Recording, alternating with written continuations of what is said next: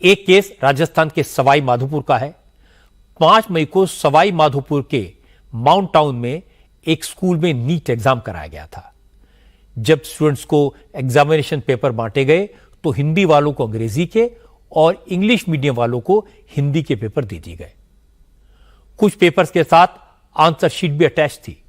Students ने हंगामा किया तो सेंटर के मैनेजमेंट ने कहा इसी पेपर से एग्जाम देना पड़ेगा, लेकिन छात्र नहीं माने, वो स्कूल से बाहर आ गए। पुलिस ने लाठी चार्ज किया, पर बाद में एनटीए ने शाम को फिर से एग्जाम कराया। हमें गलत पेपर डिस्ट्रीब्यूट कर दिया गया। दिन में 2 बजे के आसपास 2 बजे हमें पेपर मिला और हमें सबसे पहले हमें हिंदी वाला सेट का पेपर दे दिया गया। फिर उन्होंने बोला भी कि हिंदी वाले सेट का पेपर है, हम इंग्लिश मीडियम के स्टूडेंट्स हैं, तो उन्होंने मना कर दिया कि नहीं, तुम्हें यही पेपर करना पड़ेगा। हमने 10-15 मिनट वेट भी किया, उस पेपर को सॉल्व भी किया, पर ओएमआर नहीं भरी। पर उन्होंने जब बिल्कुल मना कर दिया कि तुम्हें दूसरा पेपर मिलेगा ही नहीं, फिर हमने ओएमआर भरनी स्टार्ट करी। लेकिन वो 5 मिनट बाद दोबारा आए और हमसे हमारा पेपर ले गए। ओएमआर वही रहने दी, पुरानी वाली।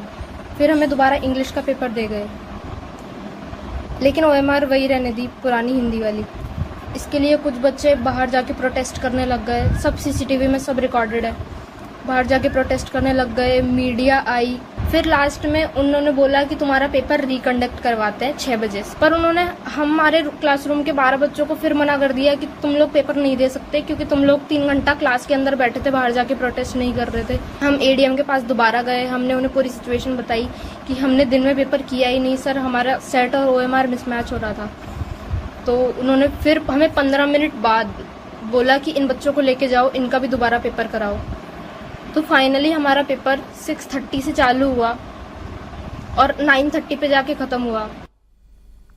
आप सोच सकते हैं स्टूडेंट्स को एग्जाम देने से पहले और एग्जाम देने के बाद किस किस तरह की परिस्थितियों से गुजरना पड़ा। सबसे ज्यादा सवाल उठ रहे हैं ग्रेस मार्क्स को लेकर। रैंकिंग में जिन छात्रों को 718 या 719 नंबर मिले हैं, उस पर सवाल क्यों उठ रहे हैं, यह भी समझ लेते हैं। असल में नीट के पेपर में एक जवाब सही होने पर 4 नंबर मिलते हैं, यानी एक सवाल गलत होने पर 1 नंबर कट जाता है। पेपर में कुल 180 सवाल होते हैं।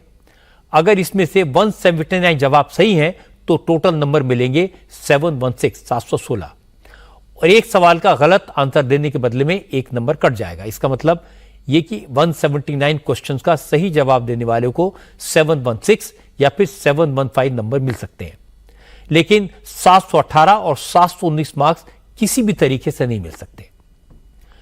एनटीए ने अपनी सफाई में कहा एग्जाम में नंबर्स पहले से तय क्राइटेरिया के मुताबिक दिए गए हैं, फिर भी जो शिकायतें आई हैं उनकी जांच की जाएगी।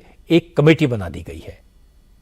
ग्रेस मार्क का जो फॉर्मूला है, किस हिसाब से डिसाइड किया गया है कि किस बच्चे को कितने मार्क्स देने चाहिए? ये उसमें था कि जो बच्चे का जो जितना टाइम उसको मिला, उस टाइम में उसने कितने क्वेश्चन किए, सही कितने हुए, गलत कितने हुए, और उसमें जो टाइम बचता है, जो टाइम लॉस हुआ, उसमें कितने क्वेश्चन कर लेते। तो उसका एक फार्मूला दिया गया हुआ है, उसी फार्मूले पे किया गया। उसकी आंसरिंग एफिशिएंसी होती है। तो हर बच्चे के अलग, भले टाइम लॉस 40 मिनट्स हुआ हो, लेकिन 10 बच्चे होंगे तो 10 बच्चों के अलग अलग ग्रेस मार्क्स होते हैं। क्या दोबारा एग्जाम कंडक्ट कराने की सोच रहे हैं? इशू जो है मतलब जैसे मैंने बताया 1600 बच्चों का 6 सेंटर्स का इशू है। तो इसमें जो हाई पावर्ड कमेटी बनी है जो रिकमेंडेशंस देगी, उसके आधार पे हम लोग निर्णय लेंगे और जो भी डिसीजन होगा उसको जल्दी ही इम्प्लीमेंट करेंगे।